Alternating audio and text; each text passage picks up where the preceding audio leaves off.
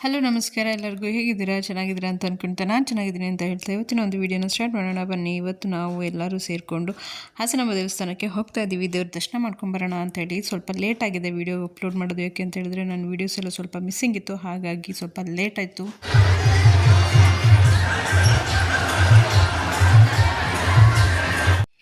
ಹೇಗಿದ್ರು ಬೆಂಗಳೂರಿಂದ ನನ್ನ ತಮ್ಮ ಬಂದಿದ್ದ ಅಲ್ವಾ, ಹಾಸನಾಂಬ ದೇವಸ್ಥಾನಕ್ಕೆ ಹೋಗಬೇಕು ಅಂತಲೇ ಬಂದಿದ್ದ. ಹಾಗೆಯೇ ಅದು ಭಾನುವಾರ ಆಗಿತ್ತು. ಚೆನ್ನಾಗಿ ದರ್ಶನ ಆಗುತ್ತೆ, ಬೇಗ ಆಗುತ್ತೆ. ಶುಕ್ರವಾರ ಓಪನ್ ಆಗಿರೋದು, ಗುರುವಾರ ಓಪನ್ ಆಗಿರೋದು. ಹಾಗೆಯೇ ಅಷ್ಟೊಂದು ಜನ ಇರಲ್ಲ ಅಂತ ಹೋದ್ವಿ. ಬಟ್ ಧರ್ಮದರ್ಶನದಲ್ಲಿ ಓಕೆ, ಪರವಾಗಿಲ್ಲ, ಜನ ಇತ್ತು ಅಂತ ಏನು ಹೇಳ್ಕೊಳ್ಳೋಂಗೆ ಜಾಸ್ತಿ ಅಂತಲೂ ಇಲ್ಲ, ಕಮ್ಮಿ ಅಂತಲೂ ಇಲ್ಲ, ಆ್ಯಾವ್ರೇಜಲ್ಲಿ ಇತ್ತು. ದರ್ಶನ ಮಾತ್ರ ತುಂಬ ಚೆನ್ನಾಗಾಯಿತು. ನಾವು ಧರ್ಮದರ್ಶನದಲ್ಲಿ ಹೋಗಿದ್ದು, ಯಾವುದೇ ಥರದ ಟಿಕೆಟ್ ತೊಗೊಂಡಿರಲಿಲ್ಲ. ವರ್ಷ ನಾವು ಟಿಕೆಟೆಲ್ಲ ಹೋಗ್ತಾ ಇದ್ದಿದ್ದು.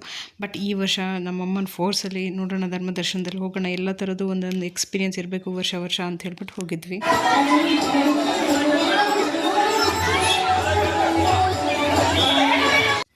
ದರ್ಶನದ ಬಗ್ಗೆ ಹೇಳಬೇಕು ಅಂತ ಹೇಳಿದ್ರೆ, ನಾವು ಹೋಗಿದ್ದು 10 ಗಂಟೆಗೆ. ಮಧ್ಯಾಹ್ನದಷ್ಟೊತ್ತಿಗೆ ನಮಗೆ ದರ್ಶನ ಆಯಿತು. ಅದೊಂದು ಮಾತ್ರ ತುಂಬ ಖುಷಿಯಾದಂಥ ವಿಷಯ.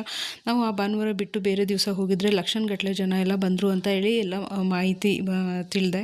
ಹಾಗೆಯೇ ಮಳೆ ಕೂಡ ಇತ್ತು, ದರ್ಶನ ಎಲ್ಲ ತುಂಬ ಕಷ್ಟ ಆಯಿತು. ಮತ್ತು ತುಂಬ ಜನ, ಜಾಸ್ತಿ ಜನ ಆಗ್ತಾಯಿದ್ರು. ದಿನ ಕಳೀತಾ ತುಂಬ ಜನ ಆಗ್ತಾಯಿದ್ರು. ಹಾಗಾಗಿ ಕಷ್ಟ ಆಗ್ತಾಯಿತ್ತು. ಬಟ್ ನಾವು ಹೋಗಿದ್ದ ದಿವಸ ಸರಾಗವಾಗಿ ಸುಲಭವಾಗಿ ದರ್ಶನ ಆಯಿತು. ನಮ್ಮಪ್ಪಂಗೂ ಕೂಡ ಒಂದು 10 ನಿಮಿಷದಲ್ಲಿ ದರ್ಶನ ಆಯಿತು. ಅವ್ರಿಗಂತೂ ತುಂಬ ಅಂದರೆ ತುಂಬ ಖುಷಿ ಆಯಿತು.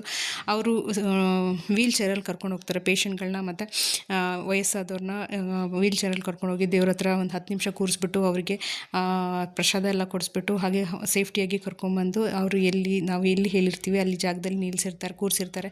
ಹಾಗೆ ನೀರು ಕೂಡ, ಮತ್ತು ಅವ್ರಿಗೇನಾದರೂ ಬೇಕು ತಿನ್ನೋದಕ್ಕೆ ಅಂತ ಹೇಳಿದ್ರೆ ಎಲ್ಲ ಕೊಟ್ಬಿಟ್ಟು ಕೂರಿಸಿರ್ತಾರೆ. ಬಟ್ ಆದರೆ ನಮ್ಮನೆಯವ್ರು ಬಂದು ನಮ್ಮಪ್ಪನ ಕರ್ಕೊಂಡು ಹೋದರು. ಏಕೆಂತ ಹೇಳಿದ್ರೆ ನಮ್ಮದು ಲೇಟ್ ಆಗುತ್ತಲ್ವ ದರ್ಶನ, ನಮ್ಮನ್ನು ಕಾಯ್ತಾ ಕೂತ್ಕೊಳ್ಳೋಕ್ಕಾಗಲ್ಲ ನಮ್ಮಪ್ಪ.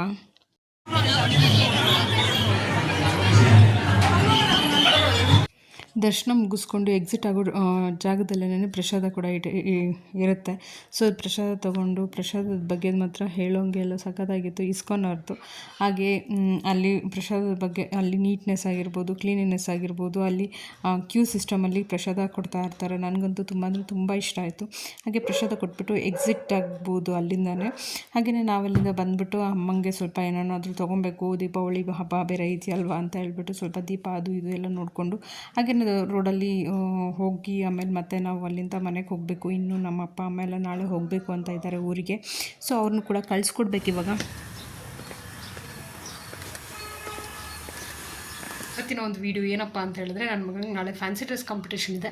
ಸೊ ಏನು ಮಾಡೋದು ಅಂತಲೇ ತಲೆಗೆ ತೋಚ್ತಾನೇ ಇಲ್ಲ, ನಿಜವಾಗ್ಲೂ ಏನೂ ತೋಚ್ತಾ ಇಲ್ಲ ನನಗೆ. ಅದಕ್ಕೆ ಅದು 3 ಲ್ಯಾಂಗ್ವೇಜಸ್ ಕೊಟ್ಟಿದ್ದಾರೆ ಸಬ್ಜೆಕ್ಟ್ ವೈಸು. ಲ್ಯಾಂಗ್ವೇಜ್ ವೈಸ್ ಕೊಟ್ಟಿದ್ದಾರೆ, ಸಬ್ಜೆಕ್ಟ್ ವೈಸ್ ಕೊಟ್ಟಿಲ್ಲ, ಲ್ಯಾಂಗ್ವೇಜ್ ವೈಸ್ ಕೊಟ್ಟಿದ್ದಾರೆ. ಕನ್ನಡ, ಹಿಂದಿ, ಇಂಗ್ಲೀಷ್ 3ರಲ್ಲಿ ಸಬ್ಜೆಕ್ಟಲ್ಲಿ ಯಾವುದಾದ್ರೂ ಒಂದು ಕ್ಯಾರೆಕ್ಟರನ್ನು ಚೂಸ್ ಮಾಡಿ ತೊಗೋಬೇಕು ಅಂತ ಹೇಳಿದ್ದಾರೆ. ಸೊ ಹಾಗಾಗಿ ಹಿಂದಿ ಲ್ಯಾಂಗ್ವೇಜ್ನ ತೊಗೊಂಡಿದ್ದೀನಿ. ಸೊ ಇವಾಗ ನಾನು ಹೋಗ್ಬಿಟ್ಟು ಈಗ ನಾನು ಹೋಗ್ಬಿಟ್ಟೆಲ್ಲ ಐಟಮ್ಸ್ ತೊಗೊಂಬರ್ಬೇಕು. ಅವನಿಗೆ ಫ್ಯಾನ್ಸಿ ಡ್ರೆಸ್ ಕಾಂಪಿಟೇಷನ್ಗೆ ಪ್ರಿಪೇರ್ ಮಾಡಬೇಕು. ಸೊ ಹೊರಗಡೆಯಿಂದ ಯಾವುದೇ ಥರದ್ದು ರೆಡಿ ಡ್ರೆಸ್ಸಸ್ ಎಲ್ಲ ತೊಗೊಂಡು ಬರೋಂಗಿಲ್ವಂತೆ. ಸೊ ನಾವೇ ಕೈಯಲ್ಲಿ ಪ್ರಿಪೇರ್ ಮಾಡಿಬಿಟ್ಟು ಅವ್ರಗಳಿಗೆ ಎಲ್ಲ ರೆಡಿ ಮಾಡಿ ನಾಳೆ ಕಳಿಸ್ಬೇಕು. ಸೊ ನಾನು ಹೇಗೆ ರೆಡಿ ಮಾಡ್ತೀನಿ ಮತ್ತು ಏನು ಫ್ಯಾನ್ಸಿ ಡ್ರೆಸ್ ಕಾಂಪಿಟೇಷನ್ಗೆ ನಾನು ಪ್ರಿಪೇರ್ ಮಾಡಿದ್ದೀನಿ, ಹಾಗೆ ನನಗೆ ಏನು ಓನ್ ಐಡಿಯಾದಲ್ಲಿ ಏನಾದರೂ ಒಂದು ಕಾನ್ಸೆಪ್ಟ್ ಇಟ್ಕೊಂಡು ಮಾಡೋಣ ಅಂತ ಅಂದ್ಕೊಂಡಿದ್ದೀನಿ. ಹಾಗಾಗಿ ಇವಾಗ ಐಟಮ್ಸ್ ಎಲ್ಲ ತರಬೇಕು ಅಂತೇಳಿ ಹೋಗಬೇಕು, ಐಟಮ್ಸ್ ಎಲ್ಲ ತರೋಕ್ಕೆ ಅಂತ ಹೋಗ್ಬೇಕು ಇವಾಗ. ಸೊ ನನ್ನ ಮುಖ ನೋಡ್ತಾ ಇರ್ಬೋದು ನೀವು, ಎಷ್ಟು ಕಲೆ ಎಲ್ಲ ಪಿಂಪಲ್ಸ್ ಎಲ್ಲ ಆಗಿ ಎಲ್ಲ ಮುಖ ಎಲ್ಲ ಫುಲ್ ಸ್ಟಾಕಿ ಆಗೋಗಿದೆ. ಏನು ಮಾಡೋಕ್ಕಾಗಲ್ಲ, ಆದರೆ ಆಗುತ್ತೆ. ಇಲ್ಲಿ ನೋಡಿ, ಇಲ್ಲಿ ಇಷ್ಟು ದೊಡ್ಡ ಪಿಂಪಲ್, ಇಲ್ಲೊಂದು ಪಿಂಪಲ್, ಇಲ್ಲಿ ಈಗ ಪ್ರೆಸೆಂಟಾಗಿ ಡೆಲಿವರಿ ಆಗೋ ಸಿಚುವೇಷನಲ್ಲಿದೆ. ಇದು ಆಲ್ರೆಡಿ ಫುಲ್ ಹೋಗ್ಬಿಟ್ಟಿದೆ. ಆಗಿ ಎಲ್ಲ ಇದು ವಯಸ್ಸಾಗಿ ಎಲ್ಲ ಹೋಗಿ ಬಿಸಾಕ್ಬಿಟ್ಟಿದ್ದೀನಿ. ಇದು ಇವಾಗ ಅಟ್ ಪ್ರೆಸೆಂಟ್ ಬರ್ತಾಯಿದೆ. ಇದನ್ನು ಇವಾಗ ಕ್ಲೀನ್ ಮಾಡಬೇಕು. ಸೊ ಅದೆಲ್ಲ ಇರಲಿ. ಇವಾಗ ನಾನು ನಿಮ್ಮ ಮಗಂಗೆ ಒಂದು ಸಲ ಅದನ್ನು ಕ್ಲಿಯರ್ ಮಾಡಿಬಿಟ್ಟು ನಾನು ನಿಮ್ಗೆ ಶೇರ್ ಮಾಡ್ಕೊತೀನಿ, ನಾನು ಹೇಗೆ ಪ್ರಿಪೇರ್ ಮಾಡ್ತೀನಿ ನನ್ನ ಮಗನಿಗೆ ಅಂತ ಹೇಳ್ಬಿಟ್ಟು. ಹಾಗೆ ನೀವೆಲ್ಲ ಹೇಗೆ ಮಾಡ್ತೀರಾ, ನೀವೆಲ್ಲ ನಮ್ಮ ಮಕ್ಕಳಿಗೆ ಯಾವ್ಯಾವ ಥರ ಫ್ಯಾನ್ಸಿ ಡ್ರೆಸ್ ಎಲ್ಲ ಮಾಡಿದ್ದೀರಾ, ಹಾಗೆ ಯಾವ್ಯಾವ ಥರ ಎಲ್ಲ ಮಾಡ್ತೀರಾ ಅಂತ ದಯವಿಟ್ಟು ಶೇರ್ ಮಾಡ್ಕೊಳ್ಳಿ. ಹಾಗೆ ಕಮೆಂಟ್ ಮಾಡಿ. ಓಕೆನಾ, ಹೋಗಿ ಬರ್ತೀನಿ. ಇನ್ನು ಮಕ್ಳನ್ನ ಕರ್ಕೊಂಡು ಹೋದರೆ ಗೊತ್ತಲ್ಲ, ಹೋಗಬೇಕಾದ್ರೆ ನನ್ನ ಮಗ ಹೇಳೇ ಕರ್ಕೊಂಡೋಗಿದ್ದ ಪಾನಿಪುರಿ ಏನಾದರೂ ಕೊಡಿಸು ಅಂತ ಹೇಳ್ಬಿಟ್ಟು. ಹಾಗಾಗಿ ಅಲ್ಲಿ ಮಸಾಲೆ ಪುರಿ ಪಾರ್ಸೆಲ್ ತೊಗೊಂಬಿಟ್ಟು ಮನೆಗೆ ಬಂದ್ವಿ. ಹಾಗೆಯೇ ಏನೇನು ತೊಗೊಂಡಿದ್ದೀನಿ ಅಂತ ನಿಮ್ಮ ಹತ್ರ ಶೇರ್ ಮಾಡ್ಕೊತೀನಿ. ಹಾಗೆ ಮಸಾಲೆ ಪುರಿ ತಿನ್ಕೊಂಡು ಮತ್ತೆ ನಮ್ಮ ಕೆಲಸನ ಸ್ಟಾರ್ಟ್ ಮಾಡೋಣ ಬನ್ನಿ. ನಾವಿವಾಗೆಲ್ಲ ತೊಗೊಂಬಂದ್ಬಿಟ್ಟು ಇವಾಗ ಫೈನಲಿ ನಾವು ಇವಾಗ ಆಯ್ಕೆ ಮಾಡ್ಕೊಂಡಿರೋಂಥ ಸಬ್ಜೆಕ್ಟ್ ಅಂದರೆ ಹಿಂದಿ ಅಂದರೆ ಇಂಗ್ಲೀಷಲ್ಲಿ ನಾನೆಲ್ಲ ಸರ್ಚ್ ಮಾಡಿದೆ. ತುಂಬ ಜನ ಇಂಗ್ಲೀಷ್ ಸಬ್ಜೆಕ್ಟಲ್ಲಿ ಎಲ್ಲರೂ ಮಾಡ್ತಾಯಿದ್ದಾರೆ, ತುಂಬ ಜನ ಮಾಡ್ತಾಯಿದ್ದಾರೆ. ನಾಳೆ ಇಂಗ್ಲೀಷ್ ಸಬ್ಜೆಕ್ಟ್ನ ತುಂಬ ಜನ ಸೆಲೆಕ್ಟ್ ಮಾಡ್ಕೊಂಡಿದ್ದಾರೆ. ಮತ್ತು ಕನ್ನಡದ ಸಬ್ಜೆಕ್ಟ್ಸ್ ಕೂಡ ತುಂಬ ಜನನೇ ಸೆಲೆಕ್ಟ್ ಮಾಡ್ಕೊಂಡಿದ್ದಾರೆ. ಬಟ್ ಹಿಂದಿ ನಾನು ಕೇಳಿರೋ ಪ್ರಕಾರ ತುಂಬ ಕಮ್ಮಿ ಜನ ಇದ್ದರು. ಹಾಗಾಗಿ ಕಮ್ಮಿ ಜನ ಅಂದರೆ ತುಂಬ ರೇರ್ ಇದ್ದರು. ಹಾಗಾಗಿ ನಾನು ಹಿಂದಿ ಸಬ್ಜೆಕ್ಟ್ನ ಸೆಲೆಕ್ಟ್ ಮಾಡ್ಕೊಂಡಿದ್ದೀನಿ. ಹಿಂದಿ ಸಬ್ಜೆಕ್ಟಲ್ಲಿ ಅದನ್ನು ಮೇ ಔರ್ ಮೇರಾ ಶರೀರ್ ಅಂದರೆ ಇದೊಂದು ಸೆಲೆಕ್ಟ್ ಮಾಡ್ಕೊಂಡಿದ್ದೀನಿ. ಕಾಣಿಸ್ತಾ ಇದ್ದ ಮೇ ಔರ್ ಮೇರಾ ಶರೀರ್ ಅಂತ ಹೇಳ್ಬಿಟ್ಟು ಫುಲ್ ಅದನ್ನು ಡಯಾಗ್ರಾಮ್ ಮಾಡಿಬಿಟ್ಟು ಅದು ದೊಡ್ಡದಾಗಿ ನಾನೇ ಒಂದು ಇದು ಥರ ಮಾಡಿಬಿಟ್ಟು ಅವನಿಗೆ ಫುಲ್ ಅವ್ನ ಮೈ ಮೇಲೆ ಹಾಕ್ಬಿಟ್ಟು ಅದನ್ನು ಎಕ್ಸ್ಪ್ಲೈನ್ ಮಾಡೋದು ಸ್ಕೂಲಲ್ಲಿ. ಆ ಥರ ಕಾನ್ಸೆಪ್ಟ್ ಇಟ್ಕೊಂಡ್ಬಿಟ್ಟು ನಾನು ರೆಡಿ ಮಾಡ್ತಾಯಿದ್ದೀನಿ. ಸೊ ಹೇಗೆ ಬರುತ್ತೆ ಅಂತ ಫೈನಲ್ ಲುಕ್ ಗೊತ್ತಿಲ್ಲ, ಬಟ್ ಇವಾಗ ಹೇಗೆ ಬಂದಿದೆ ಅಂತ ತೋರಿಸ್ತೀನಿ ಬನ್ನಿ. ಈ ಥರ ಬಂದಿದೆ. ಈಗ ನಾನು ತಂದಿದ್ನಲ್ವ ಬುಕ್ಕು, ನಾನು ತಂದಿದ್ನಲ್ವ ಇದೊಂದು ಶೀಟು, ಇದನ್ನು ಕಟ್ ಮಾಡಬೇಕು, ಇದನ್ನು ಕೂಡ ಕಟ್ ಮಾಡಬೇಕು ಇವಾಗ. ಸೊ ಇದನ್ನು ಇವಾಗ ಹಿಂಗೆ ಮಾಡಿದ್ದೀನಿ. ಇವ್ರನ್ನ ಈ ಬಾಡಿ ಇದೆಯಲ್ಲ, ಈ ಬಾಡಿನ ಇಲ್ಲಿಗೆ ನಾವು ಪ್ರಿಂಟ್ ಮಾಡಿಬಿಟ್ಟಿದ್ದೀವಿ. ಇವಾಗ ಡ್ರಾ ಮಾಡಿದ್ದೀನಿ. ಇದನ್ನು ಕಟ್ ಮಾಡಿಬಿಟ್ಟು ಕಲರಿಂಗ್ ಮಾಡಬೇಕು. ಇದು ಹೇಗೆ ಬಂದಿದೆ ಅಂತ ಹೇಳಿ, ಈಗ ಬೇಡ ಹೇಳೋದು, ಫುಲ್ ಫೈನಲ್ ಆದಮೇಲೆ ಹೇಳಿ ಆಯಿತಾ. ಇದನ್ನು ಇವಾಗ ಮಾಡಿಬಿಟ್ಟು ಇದನ್ನು ಇವಾಗ ಅವನು ಎಕ್ಸ್ಪ್ಲೈನ್ ಮಾಡಿಬಿಟ್ಟು ಸ್ಕೂಲಲ್ಲಿ ಹೇಳಬೇಕು. ಹಂಗೆ ಮಾಡಿದ್ದೀನಿ, ಆ ಕಾನ್ಸೆಪ್ಟ್ ಇಟ್ಕೊಂಡು ಮಾಡ್ತಾಯಿದ್ದೀನಿ. ಸೊ ಇಷ್ಟು ಬಂದಿದೆ, ಸೇಮ್ ಅದೇ ಥರ ಬಂದಿದೆ ಅಂತ ಅಂದ್ಕೊಂಡಿದ್ದೀನಿ. ಇಷ್ಟು ಬಂದಿದೆ.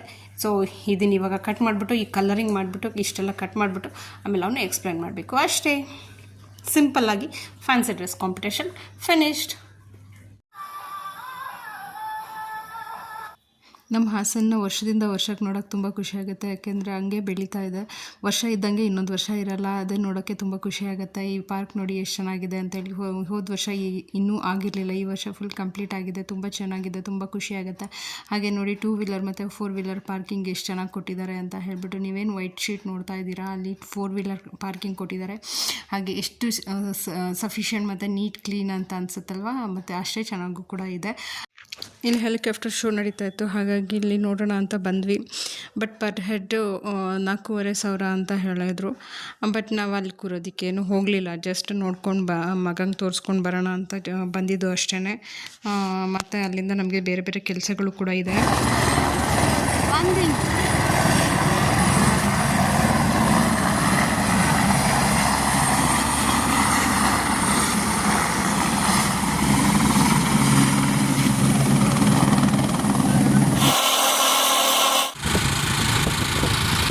ಇನ್ನು ಅಲ್ಲಿಂದ ಮುಗಿಸ್ಕೊಂಡು ಮನೆಗೆ ಹೋಗೋಣ ಅಂತ ಬಂದ್ವಿ. ನೋಡಿ ಇಲ್ಲಿ ಎಷ್ಟು ಕಸ ಹಾಕಿದ್ದಾರೆ ಅಂತ ಹೇಳಿ.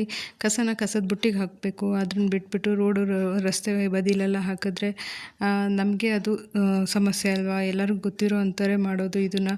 ಹಾಗೆ ಎಲ್ಲರೂ ಬುದ್ಧಿವಂತರು, ಯಾರು ಹೇಳಬೇಕಾಗಿರೋ ಅಂಥ ಅವಶ್ಯಕತೆ ಇಲ್ಲ. ಹಾಗಂತ ಹೇಳ್ತಾ ಈ ವಿಡಿಯೋನ ಇಲ್ಲಿಗೆ ಮುಗಿಸ್ತಾ ಇದ್ದೀನಿ. ನಮಸ್ಕಾರ.